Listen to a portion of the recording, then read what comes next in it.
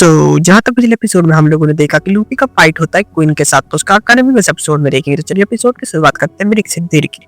Episode की शुरुआत में हम लोगों को लूफी को दिखाया जाता है जो कि क्वीन के सामने खड़ा होता है। अभी हम लोगों को दिखाया जाता है कि क्वीन जोर जोर से हंसने लगता है। वो बोलता है कि तुमने क्या बोला कि तुम मुझे मारोगे? एक छोटा सा बच्चे के अंदर इतना हिम्मत कहाँ से आया जो कि वो मुझे मार सके? तभी हम लोगों को दिखाया जाता है कि वहाँ पर जितने भी उसके गार्ड होते हैं वो सब आ जाते हैं और बोलते हैं क्वीन को कि हम लोगों को प्लीज इससे लड़ने दीजिए, हम ये नहीं जानता, ये हम लोगों से नहीं बच सकता। तभी क्वीन बोलता है कि हाँ ठीक है, तुम लोग अब लड़ाई शुरू कर सकते हो। और हम लोगों को बहुत से हैगरों को दिखाया जाता है जो कि बहुत ज्यादा डर गया होता है। तभी वहाँ पर जितने गार्ड होते हैं वो सब चिल्ला रहे थे कि हम लूफी को नहीं छोड़ेंगे, उसे मार देंगे। और लूफी वहाँ पर खुश हो रहा होता है। तभी वापस से सीन चेंज होता है। हम लोग को बहुत से हैगरों को दिखाया जाता है जिसका डर के मारे हालत खराब होता है और वो बोल रहे थे कि ये लोग तो बहुत ज्यादा है। जिसके बाद ओल्ड मैन बोलता है कि मुझे नहीं लगता कि स्ट्रॉ हेड इन सबको हरा पाएगा। तभी हम लोग को दिखाया जाता है कि वहाँ पर जितने गार्ड होते हैं वो सब अपने हथियार लेकर के आ जाते हैं और वो सब लोग बोलते हैं कि हम लोग हथियार से तुम्हारे पर अटैक करने वाले हैं, तो तुम जो चाहे तुम यूज कर सकते हो, पर तुम लोग नहीं बच सकते अब हम लोगों से।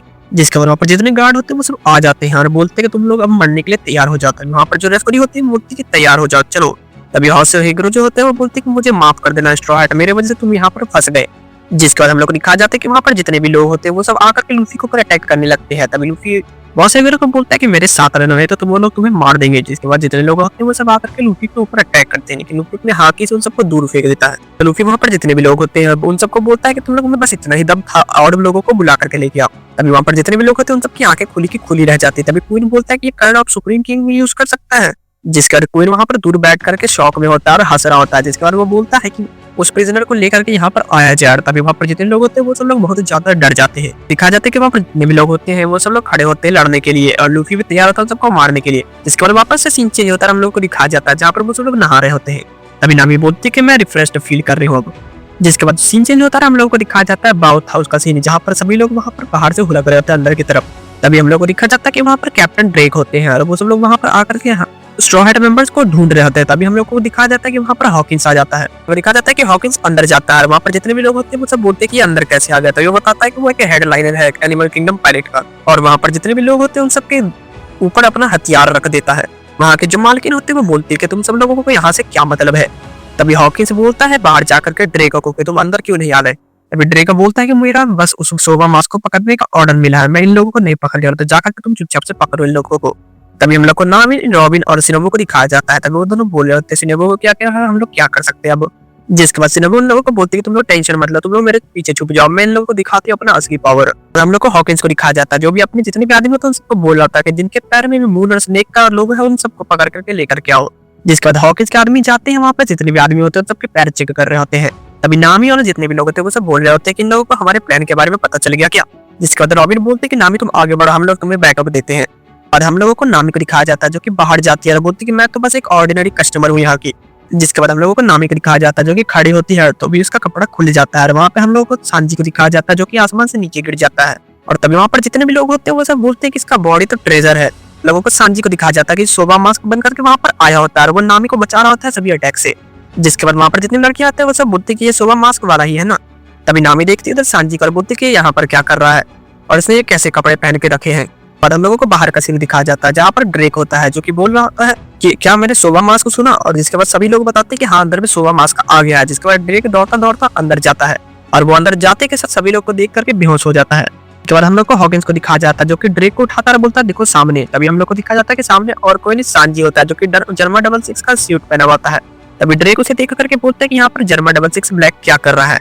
हॉकिंस बोलता है कि जो नॉर्थ ब्लू से वो लोग सभी लोग सोवा मास्क के बारे में जानते होंगे तब, क्योंकि ये जर्मा 66 का मेंबर है। तभी हम लोग को दिखाया जाता है कि नामी, रॉबिन और सिनोबू तीनों होते हैं। तभी सिनोबू बोलते हैं कि यही मौका हम लोग को यहाँ से भाग जाना चाहिए। तो बाद हम लोगों को सांजी को दिखाया जाता है जो कि बोलता है कि तुम्हारी हिम्मत कैसे हुई लेडीज के ऊपर हाथ उठाने की। जिसके बाद वो आता है सांजी और इतनी स्पीड में दौड़ता हुआ बढ़ता है हॉकिंस की तरफ और उसे एक शॉट मारता है। उसके बाद ड्रेक बोलता है कि मुझे कोई शक नहीं कि ये जर्मा 66 का स्टील तो ब्लैक है। जिसके बाद सांजी इनविजिबल हो जाता है। जिसके बाद सांजी गुस्से में आकर के उसे बोलता है कि तुम मुझे बार बार जर्मा बुलाना बंद करो। जिसके बाद ड्रेक बोलता है कि तुम जर्मा ही हो तो मैं तुम जर्मा ही बुलाऊंगा ना, तुम इविल आर्मी के मेंबर हो तो मैं तुम्हें कैसे छोड़ सकता हूँ। जिसके बाद हम लोगों को दिखाया जाता है कि सांजी वहां से गायब हो जाता है और वो नामी, रॉबिन और सिनोबू को पकड़ के वहां से उड़ जाता है। तभी ड्रेक बोलता है कि पक्का ये स्टील ब्लैक ही है और यही सिर्फ कर सकता है ऐसा। जिसके बाद हम लोग को दिखाया जाए कि रॉबिन बोलती है कि तुमने बहुत ज्यादा खून खो दिया है।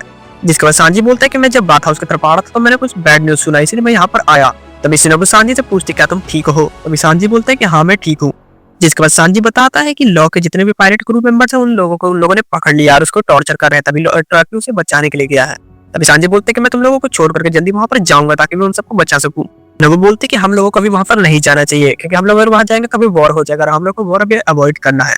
जिसके बाद सीन चेंज होता है, हम लोगों को लूफी को दिखाया जाता है जो कि वहां पर डर रहा होता है और वहां पर जितने भी क्वीन के पायरेट होते हैं वो सब खड़े होकर बहुत सारा चीयर कर रहे होते हैं। जिसके बाद हम लोग को लूफी को दिखाया जाता है, तभी वो बोलते हैं कि मेरे हाथ से जब से सी प्रिज्म स्टोन हटा है मैं पहले से ज्यादा पावरफुल हो गया हूँ। जिसके बाद लूफी अपने फॉर्म में आता है और बोलता है गम गम गैटलिन और अटैक कर देता है और उन सबको उड़ा के दूर फेंक देता है। तभी लूफी बोलता है कि अब मैं थक भी नहीं रहा हूँ। जिसके बाद हम लोग को दिखाया जाता है कि वहां पर जितने भी पायरेट होते हैं वो सब बोलते हैं कि पहले बॉस हेगरो को मार करके खत्म करो। तभी वो लोग जैसे ही उसके ऊपर आकर के अटैक करते हैं लूफी उन सबको एक ही झटके में दूर फेंक देता है। तभी बॉस हेगरो बोलता है कि तुमने मेरी बहुत ज्यादा मदद करती है स्ट्रॉ हेड। लूफी को दिखाया जाता है जो कि वहां पर जितने पायरेट होते हैं उन सबके ऊपर अटैक करने की कोशिश कर रहा था और बोलता है कि ये इतना ज्यादा स्ट्रॉन्ग नहीं है अभी मेरा अटैक, मुझे और प्रैक्टिस करना होगा। जिसके बाद हम लोग को दिखाया जाता है लूफी का गियर 4 फॉर्म और वो वहां पर लड़ रहा होता है काइडो के अगेंस्ट। पर वही अटैक कर रहा होता है जो वो अभी कर रहा है, लेकिन वो काइडो का कुछ नहीं बिगाड़ पाता है, इसलिए वो अपने पावर को और ज्यादा ताकतवर बनाना चाहता है। तभी हम लोग को दिखाया जाता है लूफी को जो कि बोल रहा था कि मैं अभी भी उस लेवल तक नहीं पहुंच पाया जहां पर रेली है। जिसके बाद हम लोग को 5 दिखाया जाता है जहां पर रेली के ऊपर एक हाथी ने अटैक कर दिया होता है, लेकिन रेली का अपने एक ही अटैक से उसे दूर फेंक देता है और अपने बस में कर लेता है। तभी लूफी बोलता है कि मैं वही चीज सीखना चाहता हूँ। जिसके बाद सीन चेंज होता है, हम लोगों को रेंगो सिटी दिखाया जाता है लैंड ऑफ वानो का। वहां पर हम लोग को एक सामुराई को दिखाया जाता है जो कि वेपन को कलेक्ट कर रहा होता है और हम लोग को दिखाया जाता है कि उसके सामने और कोई नहीं होता है, जोरो होता है जो कि अपने स्वॉर्ड वापस लेने के लिए गया होता है। तभी वो बोलता है कि ये दी ग्रेट स्कॉट सूजू है और मैं इसे तुम्हें वापस नहीं देने वाला। तभी जोरो बोलता है कि तुम्हें अब कोई नहीं बचाने वाला क्योंकि तुमने मेरा स्वॉर्ड चुराया है। तभी वो बोलता है कि ये तुम्हारा स्वॉर्ड नहीं है।